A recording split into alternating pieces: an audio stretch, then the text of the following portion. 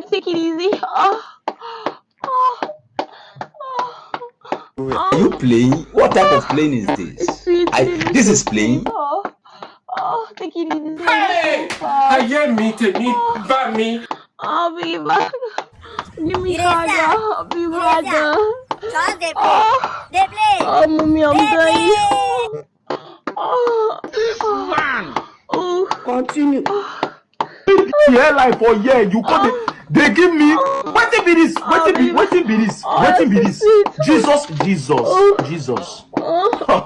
blood of Jesus see my head they go inside this place this guy they give me linear cup see I don't try You only you waka come.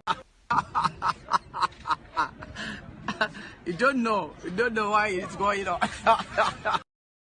Jesus. You only you waka come. Help me! Is there telling me that's what we are not know? Jesus. Mommy, Jesus.